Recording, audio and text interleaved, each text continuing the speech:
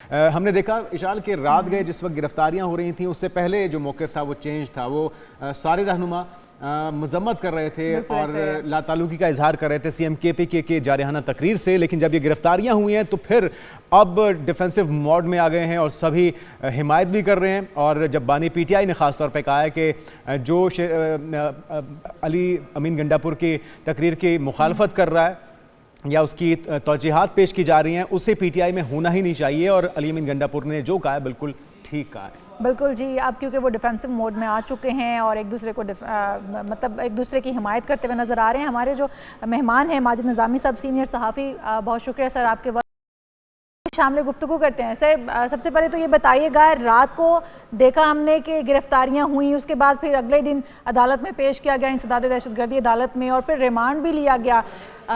ये सारी सूरत हाल जो है, पहले तो एकदम हमने देखा कि लाताल्लुकी का इजहार किया गया CMKP से, उसके बाद फिर एकदम से डिफेंसिव मोड में नज़र आए हमें तमाम, और उन्होंने कहा कि जो कुछ हुआ बिल्कुल दुरुस्त हुआ और इसी तरह की गुफ्तगू होनी चाहिए थी। थोड़ा सा इसके ऊपर रोशनी डालिएगा। जी बहुत शुक्रिया। उसकी वजह यह है कि तहरीक इंसाफ का जलसा मेरी राय में एक कामयाब जलसा था, लेकिन उसके अंदर अली अमीन गंडापुर की तकरीर के हवाले से जो बदमज़गी पैदा हुई, उसके बाद सियासी हालात बदल गए। और जब हमने ये देखा कि पार्लियामेंट हाउस की बेतौकीरी की गई और उसकी इज्जत और वकार का ख्याल ना रखते हुए उसके अंदर से गिरफ्तारियां की गई, तो डेफिनेटली तहरीक इंसाफ का मामला और मुस्लिम लीग नून की सियासी कशमकश पीछे रह गई और पार्लियामेंट की सुप्रीमेसी मेरे ख्याल है आगे आ गई। और उसकी बहुत से अफराद ने, सियासतदानों ने मजम्मत भी की है। उसकी वजह यह है कि पार्लियामेंट सुप्रीम है और हर वो माइंड सेट जो उसे सुप्रीम नहीं समझता, उनकी जानिब से ऐसी मुदाखलत की गई। तो निजामी साहब, आपको लगता है कि यहाँ पे हुकूमत फाउल प्ले कर गई है या फिर वो खुद भी बेबस हैं और ये फैसला कहीं और से हुआ, पार्लियामेंट के अंदर उसके तकद्दुस को पामाल किया गया, गिरफ्तारियां हुई? जी, दोनों सूरतों में मुस्लिम लीग नून की कारकर्दगी मेरा ख्याल है काबिल रहम है और उसकी मजम्मत की जानी चाहिए। पहला नुक्ता यह है कि अगर उन्हें इल्म था और उन्होंने ये गिरफ्तारियां होने दी, तो फिर मेरा ख्याल है कि ये ज्यादा गलत बात है। उसकी वजह यह है कि कौमी असम्बली का अपना एक स्टाफ है, उसकी सिक्योरिटी है, और सबसे बढ़ के ये है कि आईने पाकिस्तान और ये जो रियासत चलाई जा रही है, ये पार्लिमान की वजह से चलाई जा रही है, पार्लिमान के बनाए हुए कानूनों की वजह से चलाई जा रही है। और दूसरा मसला इससे भी ज्यादा नाजुक और पेचीदा है कि अगर उन्हें इसका इल्म नहीं था और किसी इदारे ने अपने इख्तियारात से तजावुज करते हुए ये काम किया, तो मेरा ख्याल है मुस्लिम लीग नून की अपनी हुकूमत की अथॉरिटी का और सुप्रीमेसी का मसला भी इसमें मौजूद है। निजामी साहब, आपने कहा कि पार्लियामेंट का तकद्दुस जो है वो पामाल किया गया और इसके तकद्दुस का हमें ख्याल रखना चाहिए था। हम देखते हैं पार्लियामेंट में बहुत कुछ और भी होता है, एक दूसरे के साथ दस्तों गिरेबां होती हैं दोनों जमातें, बल्कि तमाम जमातें एक दूसरे की दस्तों गिरेबां होती हैं, और जिस तरह की ज़बान इस्तेमाल की जा रही होती है, असेंबली के इजलास में भी हमने वही सूरत हाल देखी है। तो फिर तकद्दुस तो उस वक्त भी ख्याल नहीं रखा जा रहा होता, ये आप भी समझते होंगे कल जिस तरह का बयानबाजियां हुई हैं। असल में मसला ये है कि अगर पाकिस्तान के अंदर सियासी जमातें लड़ रही हैं, तो किसी दूसरे मुल्क को ये हक नहीं है कि वो उस पर हमला कर दे। बिल्कुल इसी तरह पार्लियामान के अंदर अगर हुकूमत और अपोजिशन की जमातें आपस में लड़ रही हैं, सियासी बयानबाजी हो रही है, नारेबाजी हो रही है, तो इसका हरगिज ये मतलब नहीं कि सुप्रीम कोर्ट या कोई दूसरा इदारा पार्लियामान के अंदर आके मुदाखलत करना शुरू कर दे। ये रियासत के बुनियादी ढांचों में से एक ढांचा है कि मेरा ख्याल है कि जिसका एहतराम किया जाना चाहिए।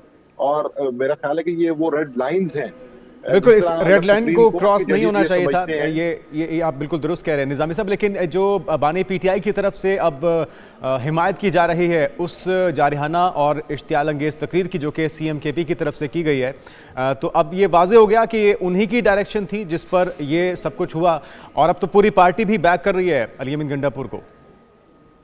जी बिल्कुल, और ये मेरा ख्याल है पहली मर्तबा नहीं हुआ। इमरान खान हो, अली अमीन गंडापुर हो, उनके बाकी रहनुमा हो, उनके जो तुंदो तेज बयानात हैं वो पिछले 10 साल से जारी हैं। और अब सिर्फ मसला ये है कि चूंकि टेबल टर्न हो चुकी है, जो पुराने दोस्त थे अब वो दुश्मन बन चुके हैं, तो इसलिए अब ये सारी बातें सामने आ रही हैं और ये चुभ रही हैं। हालांकि इमरान खान की खवातीन से मुतल्लिक, मीडिया से मुतल्लिक, सियासतदानों से मुतल्लिक पहले दिन से ऐसी ही राय है जिसपे हम सबको एतराज होता है और हम उस पर तनकीद भी करते हैं। लेकिन अली अमीन निजामी साहब, ये जो गंडापुर में अब बानी पीटीआई कह रहे हैं कि इन्होंने हमारे साथ धोखा किया एस्टैब्लिशमेंट ने, और अब कोई पहले बात हो भी रही थी तो अब इनसे किसी किस्म के कोई मुज़ाकरात नहीं करने हैं, तो मुस्तकबिल में क्या होता देख रहे हैं?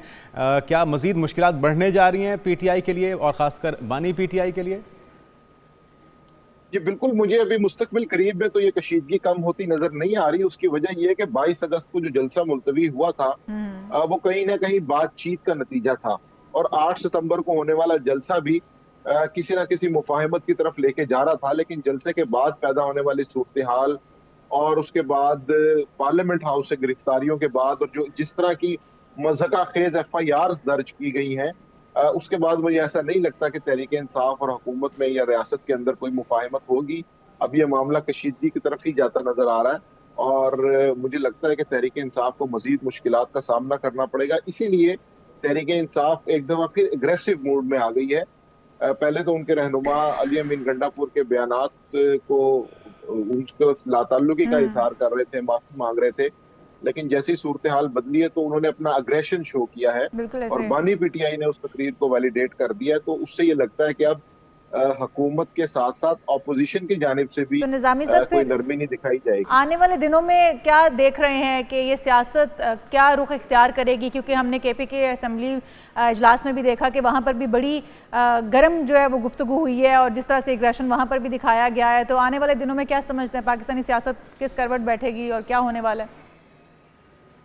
जी अभी तक के सियासी मंजरनामे के अंदर तो बातचीत या मुफाहमत के इम्कानात कम हो गए हैं, और जो पहले इम्कान नजर आ रहा था कि जिसमें बानी पीटीआई ने ये दावा किया कि उन्होंने 5 से 6 पार्टी रहनुमाओं को ये इख्तियार दिया हुआ था कि आप पॉइंट टू पॉइंट बात कर सकते हैं, मुज़ाकरात कर सकते हैं, लेकिन जब उनकी तरफ से यह ऐलान वापस ले लिया गया है और दूसरी जानिब हुकूमत की कार्रवाइयों से भी ऐसा नहीं लगता कि वो तहरीक इंसाफ को रिलीफ देने के लिए तैयार है, तो ये मामला मजीद कशीदगी की तरफ, सियासी गर्मा गर्मी की तरफ जाता नजर आ रहा है। तो निजामी साहब, हाजा आसफ भी कल कहते हुए नजर आए कि ये 9 मई का तसलसल था, जो 9 मई का वाकया पेश आया उसका ये तसलसल है जो जलसा अब का हुआ। तो क्या समझते हैं किस किस्म का तसलसल है जो चल रहा है और किस तरफ निशानदेही वो कर रहे हैं? जी मैं समझता हूँ कि ख्वाजा आसिफ की इस राय को मैं तो दुरुस्त नहीं मानता। उसकी वजह यह है कि वो भी उसी पार्लियामान के मेंबर हैं और उन्होंने हमेशा हुकूमत में नहीं रहना। उन्होंने जिस तरह वो पहले अपोजिशन में थे, कल को वो भी अपोजिशन में आ सकते हैं। तो ये बड़े खतरनाक प्रेसिडेंट्स हैं जो सेट किए जा रहे हैं, फिर उनके जवाब पेश किए जा रहे हैं, फिर उनको जस्टिफाई किया जा रहा है। हमें याद रखना चाहिए कि ये मामला नून लीग का, पीपल्स पार्टी का या तहरीक इंसाफ का नहीं है। जब पार्लियामेंट पे बात आ जाती है, जब असम्बली पे बात आ जाती है, तो वो पूरे पाकिस्तान की नुमाइंदा इदारा है और सुप्रीम इदारा है।